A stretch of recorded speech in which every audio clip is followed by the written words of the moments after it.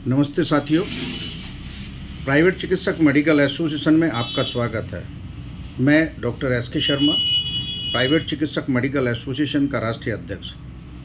आप सभी को आज मैं बताने वाला हूं कि प्राइवेट चिकित्सक मेडिकल एसोसिएशन से पूरे भारत में कैसे जुड़ सकते हैं। प्राइवेट चिकित्सक मेडिकल एसोसिएशन एक पूरे भारत में काम करने वाली एकमात्र संस्था है जो प्राइवेट चिकित्सक मेडिकल एसोसिएशन द्वारा जो पैरामेडिकल में दक्ष जो होते हैं गांव देहात के चिकित्सक, जिनके पास डिग्री डिप्लोमा तो है परंतु उनको सीएमओ नहीं मानता, ऐसे चिकित्सकों को हमारी एसोसिएशन प्रशिक्षित करती है, उनको ज्ञान वृद्धि करती है, उनकी सिक्योरिटी करती है, उनकी बात सुनती है और उनकी मांगों को, जो भी उनकी मांग होती है, हमारा संगठन भारत सरकार, राज्य सरकारों तक पहुंचाने का एक माध्यम है और हम लोग उनको पहुंचा देते हैं। साथियों, प्राइवेट चिकित्सक मेडिकल एसोसिएशन 27 वर्षों में आप लोगों की सेवा में है। हजारों लोग, हजारों चिकित्सक जो ग्रामीण क्षेत्र में अपनी सेवाएं दे रहे हैं वो जुड़ सकते हैं। उन्होंने अपना वो समय, वो कीमती समय, उन चिकित्सकों ने वो अपना कीमती समय दिया है जब कोरोना जैसी महामारी में कोई भी बड़े से बड़ा डॉक्टर्स ट्रीटमेंट करने के लिए तैयार नहीं था कोरोना मरीजों का, तो गांव देहात के चिकित्सकों ने ही उन मरीजों का इलाज किया है। अपनी जान की परवाह ना करते हुए सामने से मौत को देखा है उन लोगों ने और लोगों को, मरीजों को मौत के मुंह से बचाया है। ऐसे चिकित्सकों को राज्य सरकार, स्थानीय सीएमओ, केंद्र सरकार झोला झाप जैसे शब्दों से अपमानित करके उन्होंने जेलों में डालने का काम कर हम इसका विरोध करते हैं। प्राइवेट चिकित्सक मेडिकल एसोसिएशन इसका विरोध करती है। ऐसे चिकित्सकों का सपोर्ट करती है जो रात दिन सेवा में लगे हुए रहते हैं। हमने देखा है कि शहर से 100 किलोमीटर दूर गांव है और वहां तक स्वास्थ्य सेवाएं नहीं पहुंच पा रही है। देश में ऐसे ही चिकित्सकों की कमी है। एमबीबीएस चिकित्सक की बहुत ज़्यादा कमी है देश में। अभी तक एक अनुमान के अनुसार 14,000 पॉपुलेशन पे एक भी चिकित्सक नहीं है। अब आप इसी से अंदाज़ा लगा सकते हैं कि हमारे देश की जो स्वास्थ्य सेवाएं हैं वो कितनी बेहतर हो सकती हैं।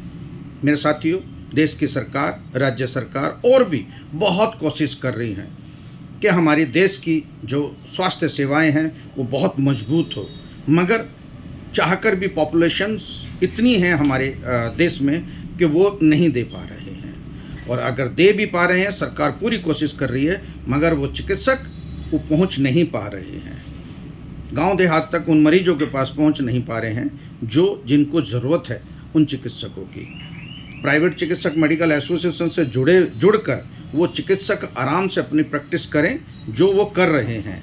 आपकी सेवाएं जो आप लोग गरीबों को अर्बन क्षेत्रों में और भी अपने उधर क्षेत्रों में जो आप लोग सेवाएं दे रहे हैं, आप देते रहिए।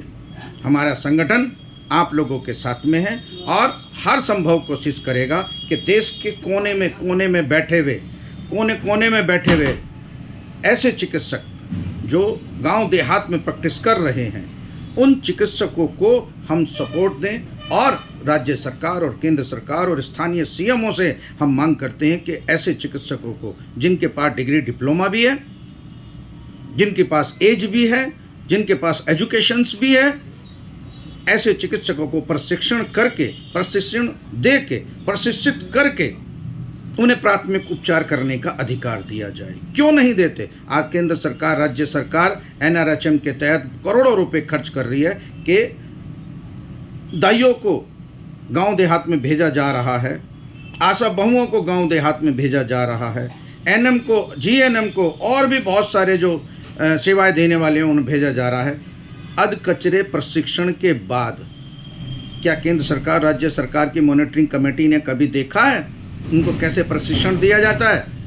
एक दिन में उन्हें प्रशिक्षित करके, 2 दिन में उन्हें प्रशिक्षित करके गांव देहात में छोड़ दिया जाता है कि आप मेडिसिन बांटिए, आप गर्भवती महिलाओं को इंजेक्शन दीजिए, आप दवाइयाँ बांटिए, आप परिवार नियोजन के बहुत सारे वो आते हैं, प्रोडक्ट आते हैं, वो आप दीजिए, निःशुल्क सेवाएं कीजिए। हम मांग करते हैं कि उनके साथ साथ जो वर्षों से 40-40, 50-50 सालों से अपनी सेवाएं दे रहे हैं इस देश को, अब उनको अपराधी बनाने पर मजबूर मत करो। केंद्र सरकार और राज्य सरकारों से मैं उन सीएमओ को, उन अधिकारियों को जो इन चिकित्सकों पर एफआईआर करते हैं, जो इन चिकित्सकों पर छापामार कार्रवाई करते हैं, इन चिकित्सकों को डरा धमकाकर इनसे अवैध वसूली तक कर रहे हैं, मैं उन्हें बता देना चाहता हूं कि अपने पुराने दादा, अपने दादी, अपने माता पिता से पूछिए कि पहले जो इंजेक्शन लगाया जाता था पोलियो का, जो खसरे का, मिजल्स का, वो किसने लगाया? पहला टेटनस इंजेक्शन वो किसने लगाया? क्या एमबीबीएस लगाते हैं? क्या एमबीबीएस के जो अधीनस्थ अधिकारी होते हैं क्या वो लगाते हैं? क्या बड़े डॉक्टर्स लगाते हैं? वही लगाती हैं जो दाइयाँ होती हैं, वही छोटे डॉक्टर लगाते हैं जो गांव देहात में तैनात होते हैं, 24 घंटे घर से बुला लाते हैं, एक एक मरीज पर 5-5 दिन लगाते हैं, 5-5 टाइम लगाते हैं कि ठीक हुआ है नहीं हुआ। ऐसे चिकित्सकों को हमारी सरकार, हमारे राज्य सरकार, हमारे स्वास्थ्य विभाग ऐसे चिकित्सकों को एफआईआर करके अपराधी ना बनाया जाए। वहीं दूसरी ओर कानून की बात करते हैं। कानून कहता है, सुप्रीम कोर्ट का आदेश है, राज्य सरकार का आदेश है, हाई कोर्ट का आदेश है कि ऐसे चिकित्सकों को गांव देहात से भगाने का काम करें, ऐसे चिकित्सकों को एफआईआर दर्ज करके जेलों में डालने का काम करें। मैं उनको बता देना चाहता हूं, राज्य सरकारों को भी, हाई कोर्ट को, सुप्रीम कोर्ट को भी बता देना चाहता हूं, ये कभी मिटने वाले नहीं हैं, चाहे आप कितनी भी कोशिश कर लेना, ये चिकित्सक खत्म होने वाले नहीं हैं, कितनी भी कोशिश कर लेना, क्योंकि जब तक आप अपनी सेवाएं दृढ़ नहीं करोगे, गांव देहात तक अपनी सीएससी पीएससी पर चिकित्सक तैनात नहीं करोगे, ये खत्म होने वाले नहीं हैं।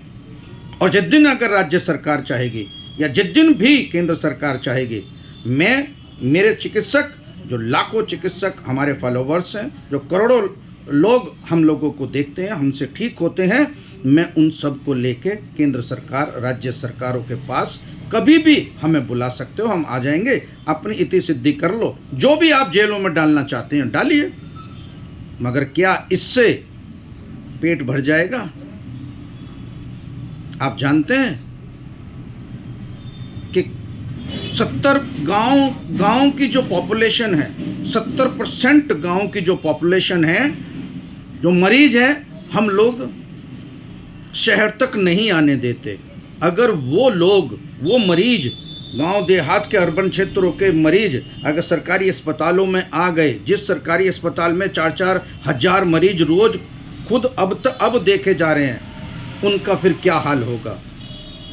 क्या सरकारी अस्पतालों में डॉक्टर बैठते हैं? उसका जवाब दी जाए। क्या सीएससी, जो छोटे प्राथमिक उपचार केंद्र होते हैं गांव देहात में, बना तो दिए जाते हैं, करोड़ों रुपए खर्च कर दिए जाते हैं, क्या उन पे डॉक्टर बैठते हैं? क्या प्राथमिक उपचार होता है उन्हें? आप ये देखिए, वहाँ पर जाकर कभी निरीक्षण किया? सीएमओ कहते हैं कि भाई हमने निरीक्षण किया, इतने को हमने अधिकारियों को नोटिस दे दिया, हमने इतना वो कर दिया, क्या इससे हो गया? सीएमओ साहब भी क्या करें, स्वास्थ्य अधिकारी भी क्या करें, जब डॉक्टर ही नहीं है उनके पास। जो हैं वो सरकारी ड्यूटी में रहते हैं, वीआईपी ड्यूटी में रहते हैं, नेताओं के पीछे रहते हैं, नेताओं की सेवा में रहते हैं, मंत्रियों की सेवा में रहते हैं, मंत्रियों की सेवा में रहते हैं, मंत्रियों के साथ में रहते हैं, उनकी आव भगत करते हैं। हमारे सीएससी पीएससी की, जो हमारे स्वास्थ्य विभाग की हैं, सारी एम्बुलेंस, सारी वीआईपी गाड़ीज जो हैं, मंत्री जी आ रहे हैं, उनके पीछे आज वो मंत्री आ रहा, आज वो मंत्री आ रहा, आज वो मंत्री आ रहा। गांव देहात में हमारे मरीज मर रहे हैं, उन्हें कौन देख रहा है? उन्हें वही छोटे डॉक्टर देख रहे हैं जिन्हें आप छोला छाप जैसे शब्दों से अपमानित करते हैं। सोचने पर मजबूर होना चाहिए। अभी देश में हजारों के हजारों संख्या में एफआईआर दर्ज हो चुकी हैं।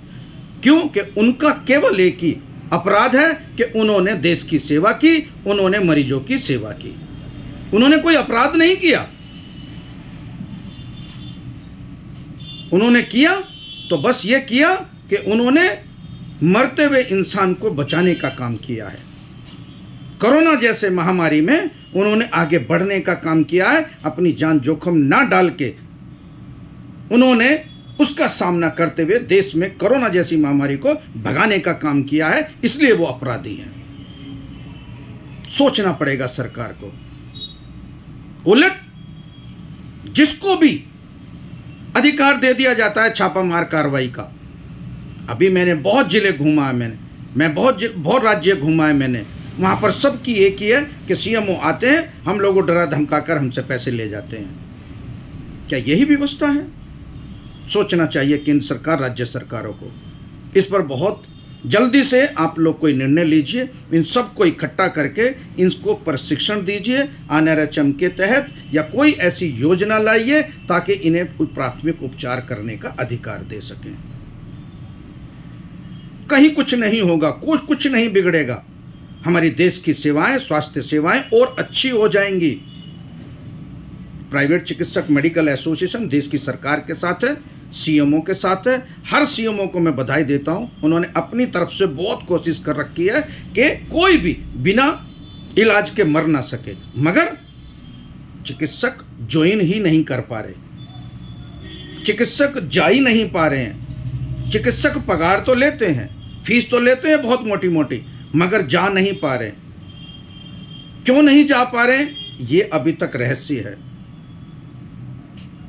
कोई जा भी पा रहा है तो हाजिरी लगा के वापस आ रहा है। क्या ऐसे ही देश की स्वास्थ्य सेवाएं अच्छी होंगी? प्राइवेट चिकित्सक मेडिकल एसोसिएशन से जुड़े तमाम सदस्यों को केंद्र सरकार, राज्य सरकार जल्दी से जल्दी अपने अधीनस्थ अधिकारियों से बोलें कि इन्हें भी प्रशिक्षण देकर स्वास्थ्य सेवाओं में इनसे काम लिया जाए, ना कि इन पे अपराधी का ठप्पा लगाया जाए, ना कि इन पे एफआईआर दर्ज की जाए, ना कि इनसे अवैध उगाही की जाए, ना कि इनकी दुकानें सील की जाए। कहाँ बैठेंगे वो लोग? कहाँ जाएंगे? देश में नौकरी नहीं है। बताइए कहाँ नौकरी है देश में? मैं तो कह रहा हूँ कि आज ही बंद करवा दीजिए, मगर इनका अल्टरनेटिव भी तो सोच लीजिए। कहाँ लगाओगे इतने चिकित्सक? देश में एक एक अनुमान के अनुसार देश में 60 लाख चोला छाप चिकित्सक हैं। कहाँ रखोगे उन्हें? जिस दिन ये खड़े हो गए ना, जिस दिन ये समझ गए, जिस दिन इनकी अकल में आ गई कि सरकार, सुप्रीम कोर्ट और हाई कोर्ट ये सब रखे रह जाएंगे। आप लोग सोचिए इस बारे में कि इन्हें प्रशिक्षण दीजिए, इन्हें भगाने का काम मत कीजिए, इनकी रोजी रोटी छीनने का काम मत कीजिए। अगर आप लोग रोजी रोटी नहीं दे सकते तो तुम्हें कोई अधिकार नहीं है कि इनकी रोजी रोटी बंद कर दें। मैं सभी मेरे सुनने वाले, इस वीडियो को देखने वाले, मैं सभी उन चिकित्सकों से जो आरएमपी ग्रामीण क्षेत्रों में अपना कार्य कर रहे हैं, मैं doctor SK Sharma district Ghaziabad से प्राइवेट चिकित्सक मेडिकल एसोसिएशन का राष्ट्रीय अध्यक्ष, पिछले 27 सालों से आप लोगों की सेवा में हूँ, आप लोगों की लड़ाई लड़ रहा हूँ। अब जागने का काम है आपका। आप जाग जाइए, प्राइवेट चिकित्सक मेडिकल एसोसिएशन की मांगों को साथ में रहिए। आप लोग एक ना एक दिन जरूर सोचना पड़ेगा केंद्र सरकार, राज्य सरकारों को और स्वास्थ्य विभाग को। कहते हैं कि उनके पास अधिकार है, अधिकार तो हमारे पास भी है। कहते हैं कि सुप्रीम कोर्ट का आदेश है, सुप्रीम कोर्ट अंधी नहीं है, सुप्रीम कोर्ट सब देखती है कि कहाँ क्या हो रहा है। इन्हें भगाने का काम नहीं कर रहे। अरे परमानेंट भगा के तो देखो, है किसी में ताकत?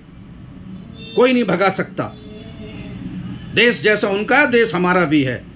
हिंदुस्तान जिंदाबाद। और अगर हिंदुस्तान जिंदाबाद है तो हिंदुस्तान की पॉपुलेशंस मरने के लिए छोड़ा नहीं जाएगा।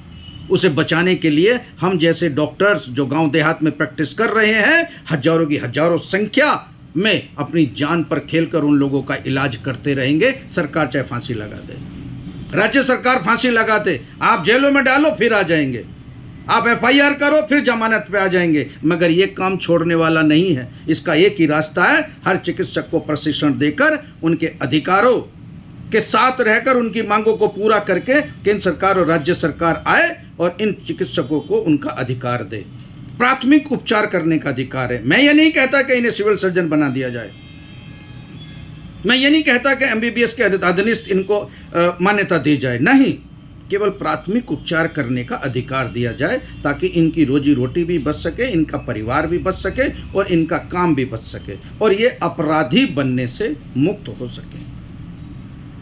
साथियों, प्राइवेट चिकित्सक मेडिकल एसोसिएशन आपसे विनती करती है, अगर ये वीडियो पसंद आया है तो अपने क्षेत्र के उन अधिकारियों को, उन गरीब मजदूरों को, उन चिकित्सकों को जरूर भेजिए और ये कहिए कि इस वीडियो को ज़्यादा से ज़्यादा शेयर करें ताकि ये वीडियो केंद्र सरकार और राज्य सरकार के अधीनस्थ अधिकारियों के पास पहुंच जाए और मेरी आवाज़ अगर आप लोगों की केंद्र सरकार तक पहुंच गई तो आपका उद्धार हो जाएगा। मेरे साथियों, आप कोशिश कीजिए और उतना ही काम कीजिए जितना आप पे आता है, उससे बढ़कर आप लोग काम ना कीजिए। आप सिविल सर्जन नहीं हैं, आप उतना ही काम कीजिए, प्राथमिक उपचार कीजिए।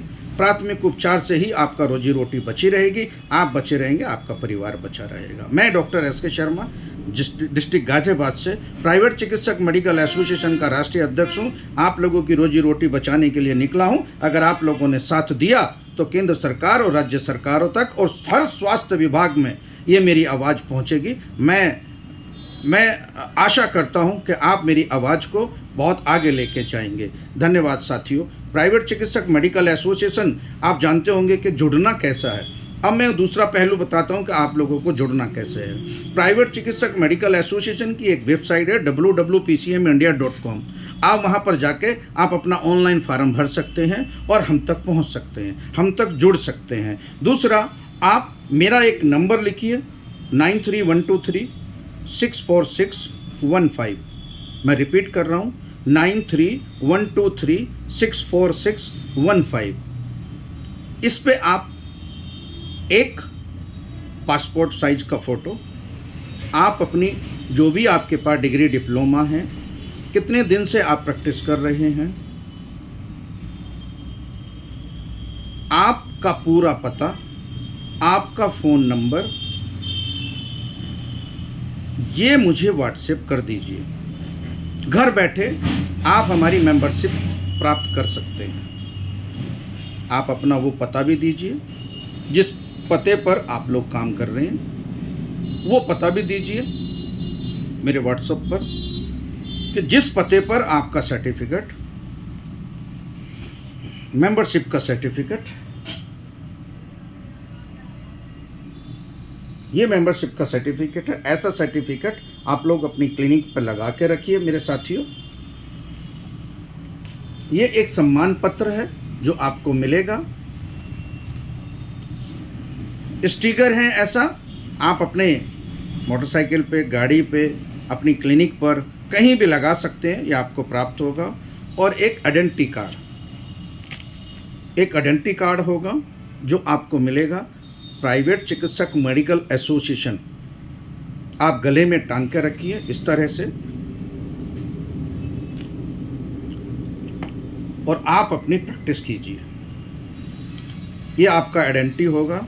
जो आइडेंटिटी होगा, हमारी कोशिश होगी हम भारत सरकार के पास भेजने का काम करेंगे। आपका नाम, आपका व्यापार, आप कितने दिन से है, पूरी डिटेल भारत सरकार, राज्य सरकारों के पास भेजने का काम करेंगे ताकि आप लोगों को इंसाफ मिल सके, आपको हथकड़ी ना मिले। मेरी कोशिश होगी। बस आपको क्या करना है कि आपको जुड़ना है, अपने संगठन को मजबूत बनाना है और अपनी आवाज़ को केंद्र और राज्य सरकारों तक पहुंचाना है। जय हिंद, जय भारत, जय PCMA। थैंक यू साथियों।